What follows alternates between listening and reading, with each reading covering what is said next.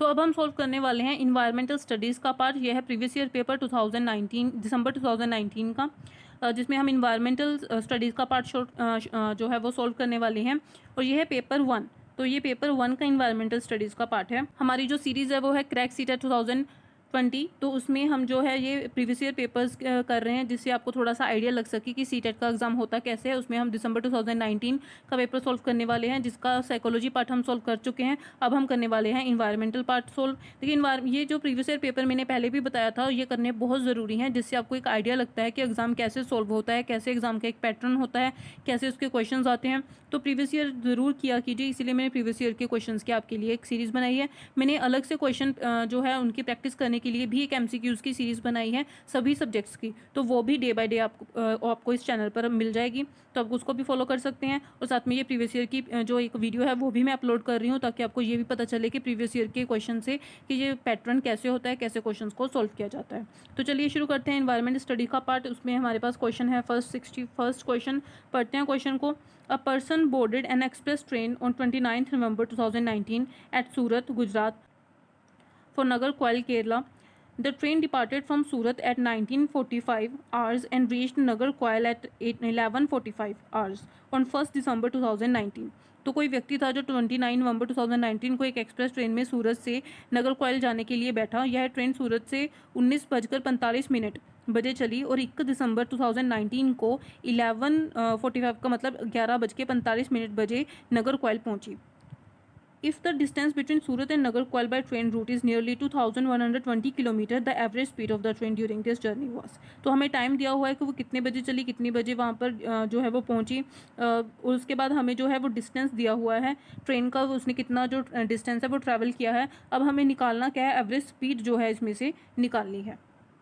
तो इसके ऑप्शन देखते हैं। हमारे पास फर्स्ट ऑप्शन है 132.5 kilometre per hour, second is 60 kilometre per hour, third is 53 kilometre per hour and fourth is 45 kilometre per hour. देखिए इसकी कैलकुलेशन अगर आप करें तो ये पूरे जो टाइम पीरियड है इसके आप कैलकुलेशन नोटबुक पर कर सकते हैं।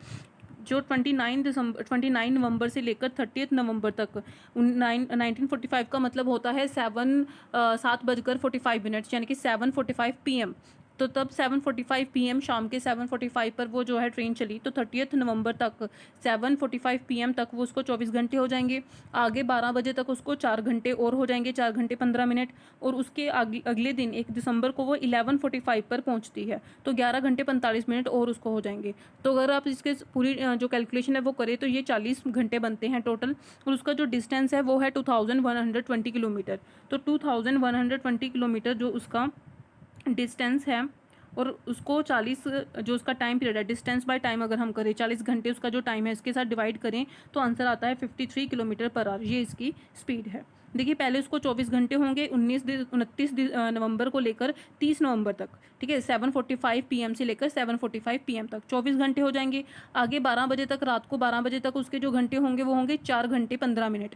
तो 24 घंटे पहले, 4 घंटे बाद में, टोटल हो गए 28 घंटे 15 मिनट। आगे जब उसको अगले दिन 11:45 तक जो वो पहुंची तो 11 घंटे और हो जाएंगे प्लस 45 मिनट्स। तो इसको जब आप सभी मिनट्स में लेकर आएंगे और उसको बाद में 60 से डिवाइड करेंगे तो वो टोटल हो जाएंगे 40 आवर्स। तो ये हमारे आवर्स हैं। तो उसको डिस्टेंस के साथ डिस्टेंस बाय टाइम कर देंगे तो आपके पास स्पीड आ जाएगी 53 किलोमीटर पर आवर। तो इसका थर्ड ऑप्शन जो है वो राइट ऑप्शन है। 62 is which one of the following is a weight lifter of international fame? Sunita Williams, Bachendri Pal, Suryamani, Karnam Malleswari. तो इसका राइट ऑप्शन कौन सा है? इसका राइट ऑप्शन है Karnam Malleswari. Which of the following is a group of roots? Beetroot, potato, ginger, carrot, turmeric, ginger, sweet potato, radish, turmeric, carrot, beetroot, radish. तो fourth is the right option, carrot, beetroot और radish. ये तीनों जो option है वो roots के option है। Four is desert oak is a tree which is found in Abu Dhabi, Australia, desert of Rajasthan, the desert of UAE। तो 64th का आंसर है सेकंड, ऑस्ट्रेलिया। देखिए ये सारे क्वेश्चंस जो हैं वो EVS के बुक्स में आपको मिल जाएंगे। आप NCERT की EVS की बुक फॉलो कर सकते हैं, या फिर कोई भी आप जो है वो बुक फॉलो कर ले। बेटर है कि अगर आप फॉलो करना चाहते हैं तो NCERT की ही फॉलो कर लें, EVS की जो पहली से 5th क्लास तक की होती है। उसमें जो है आप ये सब क्वेश्चन आपको मिल जाएंगे। ये उसी में से पूछे गए क्वेश्चन हैं। 65 क्वेश्चन है हमारे पास. Consider the following statements about nepenthes, a plant which hunts. First is this plant is found in Australia, Indonesia and Meghalaya in India. It has a pitcher like shape and the mouth is covered by a leaf. It can trap and eat only small insects. It emits a pleasant sound to attract small insects which get trapped and can't get out. तो 65 question हमसे कह रहा है कि इनमें से कौन सी ऐसी स्टेटमेंट्स हैं जो इस प्लांट के लिए सही हैं. तो पहला पॉइंट है कि वो ऑस्ट्रेलिया, इंडोनेशिया, मेघालय में पाया जाता है. बिल्कुल नेपथीन्स का जो प्लांट है वो यहीं पाया जाता है. बी ऑप्शन हमारे पास है, it has a pitcher like shape and the mouth is covered by a leaf. बिल्कुल ये ऐसे ही पिचर की शेप का होता है, उसका जो माउथ है वो लीफ से कवर्ड होता है. It can trap and eat only small insects. तो बिल्कुल भी नहीं, ये जो स्मॉल इंसेक्ट्स है उनको, तो सी ऑप्शन है वो गलत है. It can trap and eat only small insects, ये ऑप्शन नहीं है. It emits a pleasant sound to attract small insects, no. So A and B जो है ये दोनों स्टेटमेंट्स जो हैं वो राइट ऑप्शन है. तो ये ए ऑप्शन इसका राइट ऑप्शन है, B option is right option, लेकिन सी और डी इसके राइट ऑप्शंस नहीं है. तो इस हिसाब से हमारा करेक्ट स्टेटमेंट कौन सी बनेगी, ये जो हमारे ऑप्शंस है उसमें तो हमारा आंसर होगा first, A and B only, क्योंकि ए और बी ये दोनों स्टेटमेंट्स ही सही ऑप्शंस हैं. तो इसलिए हमारा फर्स्ट ऑप्शन जो होगा वो सही होगा. One of the following states of India is Dandi sea shore located where Mahatma Gandhi did his famous march before independence. Andhra Pradesh, Karnataka, Maharashtra, Gujarat. तो हम सबको पता है डांडी सी शोर जो वो गुजरात में पाया जाता है. तो fourth is the right option. High fever with shiver which can be treated with the bark of cinchona tree is typhoid, malaria, chikungunya और डेंगू. 67 का राइट ऑप्शन जो है वो मलेरिया है. मलेरिया का ही ट्रीटमेंट जो है सिंकोना ट्री से किया जाता है. 69th is Cheraw is the dance form of the people of Jharkhand, Mizoram, Manipur, Meghalaya. तो ये किस स्टेट का जो है डांस फॉर्म है. 69 का ऑप्शन होगा second, Mizoram. 70th question, neighbouring states of Tamil Nadu are Andhra Pradesh, Odisha, Karnataka, Kerala, Andhra Pradesh, Maharashtra, Karnataka, Chhattisgarh, Kerala, Andhra Pradesh, Kerala, Karnataka. देखिए अगर आप इस क्वेश्चन का आंसर तभी दे सकते हैं अगर आपको मैप जो है वो बहुत अच्छे से क्लियर है. तो आपको पता है जो तमिलनाडु है वो साउथ में है और उसके जो नेबरिंग स्टेट्स हैं वो हैं आंध्र प्रदेश, केरला एंड कर्नाटका. तो fourth option is the right option. तो 71st क्वेश्चन है हमारे पास, which one of the following should not be the objective of teaching EVS at primary level as per NCF 2005. तो हमारे पास फर्स्ट ऑप्शन है, to nurture the curiosity and creativity of the child particularly in relation to the natural environment. Second is to engage the child in exploratory and hands-on activities to acquire basic cognitive and psychomotor skills through observation, classification and inference, etc. Third is to train children to locate and comprehend relationships between the natural, social and cultural environment, to develop precise quantitative skills among children through understanding of environmental issues. तो ये है हमारे पास 4 options. देखिए इस question में वो कह रहा है कि इसमें विच of the following should not be the objective of teaching. इसमें से कौन सा ऐसा ऑब्जेक्टिव है जो नहीं होता हमारे NCF 2005 का. तो आंसर आएगा fourth, to develop precise quantitative skills among children through understanding of environmental issue. देखिए क्वांटिटेटिव स्किल्स को डेवलप करना हमारा NCF 2005 का जो मेन ऑब्जेक्टिव नहीं है. देखिए जो फर्स्ट ऑप्शन है, nurture the curiosity and creativity of child, बिल्कुल ये भी जो है ऑप्शन है वो हमारी NCF 2005 का ऑब्जेक्टिव होता है. To engage the child in exploratory and hands on activities, ये भी ऑब्जेक्टिव होता है. To train children to locate the comprehend relationships between the natural, social, cultural environment, तो ये भी हमारा ऑब्जेक्टिव होता है NCF 2005 का. तो उसने पूछा था कि ऐसा कौन सा जो है वो जो ऑब्जेक्टिव नहीं होता, तो ये ऐसा है जो ऑब्जेक्टिव नहीं होता. तो उसने नोट पूछा था, तो राइट ऑप्शन जो होगा हमारा फोर्थ होगा. For class 3rd to 5th is a subject area which integrates the concepts and issues of science, the concepts and issue of science, social studies and environmental education, the concepts and issue of social science and science, concept and issues of science and environmental education. देखिए ये हमें पता है EVS जो होती है 3rd से 5th class तक वो तीनों चीज़ों के इश्यूज़ और कंसेप्ट को वो इंटीग्रेट करके पढ़ाई जाती है, social science, science and environmental education. So the second option is the right option. The third question is, which of the following is true with respect to EVS? EVS is a subject taught from class 1st to 5th. Second is, for class 1st and 2nd, EVS is taught through language and mathematics. For class 2nd, 3rd and 4th, issues and concerns of EVS are taught through language and mathematics. For class 1st and 2nd, concerns and issues of EVS are taught through science and social science. तो ये वो पूछ रहे हैं कि इनमें से कौन सी जो स्टेटमेंट है वो ट्रू है EVS को लेकर. पहला जो ऑप्शन है वो है EVS एक सब्जेक्ट है taught from class 1st to 5th. पहली से 5th क्लास तक पढ़ाई जाती है? नहीं। From class 1st and 2nd EVS is taught through language and mathematics. तो ये ऑप्शन जो है वो बिल्कुल सही है, क्योंकि ईवीएस जो होती है वो तब तक बच्चों को फर्स्ट और सेकंड में सिर्फ लैंग्वेज और मैथमेटिक्स के थ्रू पढ़ाई जाती है, एक अलग से सब्जेक्ट जो है वो नहीं लगता है। तो ये सेकंड ऑप्शन जो है वो राइट ऑप्शन ये है, second option is the right option. Children get lot of space to learn EVS through exploration. This indicates that EVS is learned through rote, EVS is learned through information, EVS is child centered and EVS is teacher centered. तो इनमें से कौन सा option है वो सही होगा? EVS is a child centred. EVS बच्चा जो है वो खुद एक्सप्लोर कर कर अगर सीख रहा है तो डेफिनेटली ईवीएस जो है वो एक child centred approach, child centred subject है। Which of the following is the sub theme under the theme suggested in the EVS syllabus? Family and friends, food, animals, things we make and do. तो इनमें से कौन सा ऐसा सब theme है जो सुजेस्ट किया गया है ईवीएस में? अगर आपको इसके थीम्स के बारे में क्लियर है तभी आप इस क्वेश्चन का जो है वो आंसर कर सकते हैं। तो इसका जो थीम है वो है, सब थीम जो है दैट इज एनिमल्स। जो 75th का ऑप्शन होगा थर्ड। देखिए बाकी जो है वो थीम्स हैं, सब थीम नहीं है। तो एनिमल जो है वो सब थीम है, that is not a main theme. जो हमारे 6 थीम जो है उन्होंने प्रोवाइड किए हैं वो उन मेन थीम्स के बारे में नहीं, वो सब थीम के बारे में पूछ रहा था। तो एनिमल जो है वो एक सब थीम है, मेन थीम नहीं है। बाकी के जो 3 हैं, family and friends, food and things we make do, वो सब जो हैं वो मेन थीम्स हैं। Which of the following is a desirable practice for an EVS teacher? Addressing multicultural dimensions of diverse classroom, encouraging children to provide important information related to the concepts of EVS. Third is linear arrangement of 6 themes of EVS. Fourth is relying only in textbook. तो इनमें से कौन सा desirable practice हो सकती है teacher के लिए? देखिए सिर्फ टेक्स्ट बुक पर रिलाई करना तो डेफिनेटली ये नहीं हो सकता है। लीनियर अरेंजमेंट ऑफ 6 थीम्स ये भी नहीं है, क्योंकि जो थीम्स होते हैं वो ऐसे नहीं है कि सिर्फ एक के बाद दूसरा आएगा, वो साथ साथ में सभी थीम्स हैं जो चलते हैं। Encouraging children to provide important information related to the concepts of EVS, और first is addressing multi cultural dimensions of diverse classroom. तो डेफिनेटली ये फर्स्ट ऑप्शन जो है वो ज़्यादा राइट ऑप्शन है, मोस्ट अप्रोप्रिएट ऑप्शन है।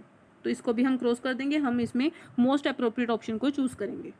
77th हमारे पास क्वेश्चन है, which of the following is or are important in constructing knowledge in EVS by the children? First is active participation of children, B is community members of children, C is textbooks of EVS and D description and definition given in the textbooks of EVS। तो देखिए अगर हमें इसमें answer choose करना हो description and definition is given in the text books of EVS, definitely हम इसको cross कर देंगे, ये ऑप्शन जो है वो सही नहीं है। डेफिनेशंस तो एक छोटे बच्चे को जो है रटवाई नहीं जाती हैं। तो ये एक्टिव पार्टिसिपेशन ऑफ चिल्ड्रन बिल्कुल सही है, कम्युनिटी मेंबर ऑफ चिल्ड्रन बिल्कुल सही है, और टेक्स्ट बुक्स ऑफ ईवीएस, तो बच्चों के लिए ईवीएस की टेक्स्ट बुक्स भी काफ़ी हद तक इंपॉर्टेंट होती है जहाँ से वो नॉलेज को गेन कर सकें। सो ए, बी और सी, हम इन तीनों को ऑप्शन को सही लगाकर चलेंगे। तो हमारे पास फर्स्ट ऑप्शन वो सही आएगा, क्योंकि एक्टिव पार्टिसिपेशन बिल्कुल सही है, कम्युनिटी मेंबर ऑफ चिल्ड्रन ये भी बिल्कुल सही है, टेक्स्ट बुक भी इंपॉर्टेंट है ईवीएस के लिए, लेकिन डिस्क्रिप्शन और डेफिनेशन जो है वो बच्चे के लिए इंपॉर्टेंट नहीं है। तो इसलिए हमारे पास फर्स्ट ऑप्शन राइट ऑप्शन होगा। 78 is children can be effectively engaged in EVS learning through narratives, stories, effective explanation of concepts by the teacher, effective demonstration and explanation of concepts by the teacher। तो इन कौन से methods हैं, इन चारों में से कौन से मेथड्स हैं जिनके थ्रू जो है वो बच्चे EVS को बहुत अच्छे से सीख सकते हैं? हम इसके ऑप्शंस भी देख। तो हमारे पास फर्स्ट ऑप्शन है A, C, D, second option है A and B only, third option है C and D only, and fourth option है A, B, C। तो देखते हैं हम एक बार फिर से हमारे स्टेटमेंट्स को। देखिए जो बच्चे हैं वो कंसेप्ट की एक्सप्लेनेशन से या फिर कंसेप्ट के आप डेमोन्स्ट्रेशन से ज़्यादा वो स्टोरीज़ के थ्रू ज़्यादा सीखते हैं, नरेशंस के थ्रू वो ज़्यादा सीखते हैं। उनके सामने अगर कोई प्ले किया जाए, उसको नरेट किया जाए या फिर कोई स्टोरी सुनाई जाए तो उसके थ्रू जो बच्चे हैं वो ज़्यादा अच्छे से सीखते हैं। तो इसका ऑप्शन जो है वो ए और बी ऑप्शन होना चाहिए। तो सेकेंड ऑप्शन, तो हमारे पास ऑप्शन होगा सेकेंड सही, A and B only. Objectives of EVS teacher who encourages his or her children to observe animals and make pictures on their own is are to develop creativity of children, develop observation and design skills of children, develop aesthetic sense of children। तो वो क्या develop करना चाहती है, इनमें से कौन सा ऑप्शन जो है वो सही है? तो एक बार हम अपने ऑप्शंस देख लेते हैं। फर्स्ट ऑप्शन है A only, second is A and C only, third is B only and fourth is A, B and C only, sorry A and B and C, मतलब तीनों सही हैं। तो देखते हैं एक बार फिर से हमारी statements. Develop creativity of children बिल्कुल सही है, develop observation and design skill of children बिल्कुल ये भी डेवलप होगा, and third is develop aesthetic sense of children. तो एक तरह से तीनों ही सही हैं, हमारा ऑप्शन जो है वो फोर्थ सही होगा, fourth is the right option. 80th question is in EVS learning of crafts and arts while working in groups is encouraged because group learning is easier and very effective strategy for teachers to tackle the problems of indiscipline of the class. B. Group learning promotes peer learning. C. Group learning improves social interactions. D. Group learning helps in completing the syllabus of EVS in time. B जो option है और C option है वो तो दोनों बिल्कुल सही है. Group learning promotes peer learning and group learning improve social interaction. A option जो है कि वो इसलिए ग्रुप लर्निंग करवा सकते हैं क्योंकि is easier and very effective strategy for teacher to tackle the problem of indiscipline. तो ये ऑप्शन बिल्कुल गलत है. And group learning helps in completing the syllabus. तो ये भी गलत है. तो ऑप्शन बी और सी हैं, दोनों सही हैं. तो देखते हैं हमारा कौन सा ऑप्शन. तो बी एंड सी जो है वो थर्ड ऑप्शन में आती है. तो बी और सी जो है वो सही है, इसलिए हमारा थर्ड ऑप्शन जो है वो राइट ऑप्शन हो जाएगा.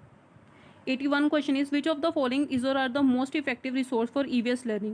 Family members, members of the community, newspapers और classroom. तो देखिए फैमिली मेम्बर्स इंपॉर्टेंट हैं, बिल्कुल है. मेम्बर्स ऑफ द कम्युनिटी भी इंपॉर्टेंट हैं. न्यूज़पेपर्स भी इंपॉर्टेंट हैं. क्लासरूम इतनी इंपॉर्टेंट नहीं है और स्पेशली ईवीएस लर्निंग के लिए, क्योंकि ईवीएस की लर्निंग तो बच्चे खुद एक्सप्लोर करके इन्वायरमेंट में खुद पार्टिसिपेट करके जो फिर उसको अच्छे से सीखते हैं. तो classroom is not the right option. तो A, B and C third option जो है वो हमारा राइट हो जाएगा. Which of the following principle of learning is followed in EVS? Global to local, abstract to concrete, unknown to known और known to unknown. देखिए ये तो वो मैगजीम है. हम सभी लर्निंग के जो अगर आपको मैगजीम्स क्लियर हैं तो आपको आप इसका क्वेश्चन का आंसर बहुत इजीली दे सकते हैं. तो इसका होएगा नोन टू अननोन. हम बच्चे को पहले जो जानता है बच्चा उससे शुरू करके जो नहीं जानता वो चीज़ हम सिखाते हैं. तो इसीलिए इसकी जो मैगजीम है नोन टू अननोन EVS में वो फॉलो की जाती है. 83 is which of the following is not a tool for formative assessment of learning in EVS. तो इनमें से कौन सा टूल नहीं है. इस क्वेश्चन में नोट पूछा है. इस बात का आप ध्यान रखिए क्वेश्चन में चीज़ कौन सी पूछी है. तो portfolio, rating skill, anecdotal records, annual achievement test. तो इनमें से कौन सी चीज़ जो है वो नहीं यूज़ की जाती फॉर्मेटिव असेसमेंट के लिए. तो 83 का ऑप्शन होगा एनुअल अचीवमेंट टेस्ट, क्योंकि एनुअल अचीवमेंट टेस्ट जो होते हैं वो सबमिटिव असेसमेंट हो जाती है. पोर्टफोलियो, रेटिंग स्केल, एनेक्डेटल रिकॉर्ड्स ये सब चीज़ें यूज़ की जाती हैं फॉर्मेटिव असेसमेंट के लिए. Of the following should be avoided while assessing children in EVS. Judging the answers given by the children in terms of right or wrong. Discuss what we have learnt given at the end of each chapter of the EVS textbooks of class 5th. Use indicators for assessments. Qualitative assessment of children's learning. तो उसने पूछा है which of the following should be avoided, यानी कि कौन सी चीज़ हमें avoid करनी है असेस करने के लिए. डिस्कशंस जो व्हाट वी हैव लर्न, यानी कि चैप्टर जो हमने पढ़ लिया उसके एंड में ये डिस्कशन डेफिनेटली हम करते हैं. इंडिकेटर्स यूज़ कर सकते हैं और क्वालिटेटिव असेसमेंट कर सकते हैं, लेकिन उसको राइट और रॉन्ग के बेसिस पे जज नहीं कर सकते. तो इसीलिए हम जो है ये वाला ऑप्शन चूज़ करेंगे क्योंकि उसने अवॉइड पूछा है. तो हमारा राइट ऑप्शन ये होगा. ये जो ऑप्शन है वो नहीं होंगे, ये ऑप्शन जो है वो हम चूज़ करेंगे. A teacher of class 5th conducts an activity in which she asks her children to drop some sugar on the ground and ask them to wait until the ants come there. Children can be given meaningful learning from this activity if teacher encourages his or her children to observe the activity, encourages his or her children to share their experiences, encourage his or her children to observe, share their experiences followed by discussion on the activity, and fourth is encourages his or her children to answer the questions at their home related to the activity. तो children can be given meaningful learning, कैसे उनको उसको meaningful learning दी जा सकती है. तो इसका right option होगा थर्ड. एनकरेज हिज और her children to observe, share their experience followed by discussion on the activity. इसमें तीनों चीज़ें हो रही हैं. उसकी ऑब्जर्वेशन भी इंप्रूव हो रही है, शेयर देयर एक्सपीरियंसेस वो अपने एक्सपीरियंसेस भी शेयर कर सकता है बाय डिस्कशन. तो ये यहाँ पर जो है बेस्ट मेथड यूज़ किया जा रहा है उसको लर्निंग एक्सपीरियंस देने के लिए. So right option is third.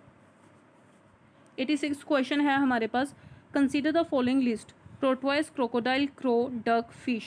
In this list, which one of the following is different from the others? Fish, crow, crocodile और tortoise. तो इनमें से कौन सा ऑप्शन है जो वो अलग है? तो इसमें डेफिनेटली क्रो जो है वो अलग है. बाकी जो है टोर्टोइस वो भी एक एक्वेटिक एनिमल माना जाता है, क्रोकोडाइल भी, डक भी और फिश भी, लेकिन क्रो जो है वो ऑड वन आउट है. तो crow is the right option. 87 हमें एक तरफ दिए हैं कॉलम 1 जिसमें सिटी और स्टेट्स दिए हुए हैं. कॉलम 2 में हमें दिया हुआ है मोस्ट लाइक्ड फूड.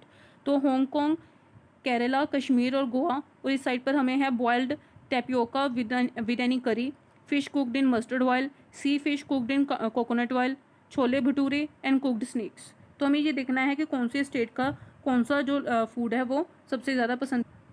तो हांगकॉन्ग का जो फूड है वो है 5th, केरला का है 1st, सी कश्मीर का होता है fish cooked in mustard oil, and D Goa का होता है sea fish cooked in coconut oil. तो इस हिसाब से हमारा राइट ऑप्शन होगा second. Which one of the following birds species moves its neck back and forth with a jerk? Crow, barbet, myna. तो इनमें से कौन सा ऑप्शन होगा? दैट इज फोर्थ ऐसा बर्ड होता है जो अपनी नेक को बैक और फोर्थ कर सकता है with a jerk. 89th, consider the following description of houses. In Rajasthan, the villagers live in mud houses with roofs of thorny bushes. In Manali, Himachal Pradesh, houses are made on bamboo pillars. In Leh, 2-floor houses are made of stones. The ground floor is for animals and for storing necessary things.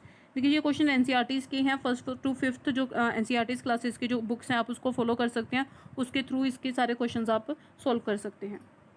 तो इसका right option है third, A and C only. जो houses हैं mud houses होते हैं, और ले में जो 2-फ्लोर हाउसेज बनाए जाते हैं जिसमें ग्राउंड फ्लोर में एनिमल्स और ऊपर जो है सेकंड फ्लोर पर या हम कह सकते हैं फर्स्ट फ्लोर पर वो अपनी जो सभी नेसेसरी चीज़ को स्टोर कर रखते हैं। 90, consider the following statements about elephants. Elephants don't rest very much. They sleep 2 to 4 hours only in a day. B, an adult elephant can eat more than 200 kg of leaves and twigs in a day. C, they love to play with mud and water. The mud keeps their skin cool. D, in elephant herd, the oldest female elephant decides everything. तो इसमें ए जो है वो भी right है, सी भी right है और डी भी राइट है, लेकिन बी जो है वो सही नहीं। तो इस हिसाब से हमारा जो ऑप्शन होगा थर्ड जो है वो सही ऑप्शन है, सी डी ए। तो देखिए ये हमारी सीरीज़ है क्रैक सीटेट 2020, जिसमें हम प्रीवियस ईयर पेपर सॉल्व कर रहे थे। हमने साइकोलॉजिकल पार्ट जो है पहले वो सॉल्व किया, फिर हमने इन्वायरमेंट का पार्ट सॉल्व किया। आगे आने वाली वीडियोस में हम इसके बाकी सभी पार्ट्स को भी सॉल्व कर लेंगे। ये एक प्रीवियस ईयर की वीडियो है जिसमें प्रीवियस ईयर पेपर्स को सॉल्व किया जाता है, जिससे आपको एग्जाम पैटर्न का एक आइडिया लग जाएगा। इसके अलावा हम आपको डिफरेंट क्वेश्चंस को सभी सब्जेक्ट के सभी टॉपिक्स के एमसीक्यूज़ की एक सीरीज़ लेकर आ रहे हैं, जिससे आपके क्वेश्चंस की प्रैक्टिस होगी और सभी टॉपिक्स की प्रैक्टिस होगी। तो आप सभी वीडियोज़ को देखने के लिए इस चैनल को सब्सक्राइब कर लीजिए और साथ में जो बेल आइकन है उसको भी प्रेस कर लीजिए, ताकि आपको सभी वीडियोज़ की नोटिफिकेशन टाइम पर मिल जाए। Thank you.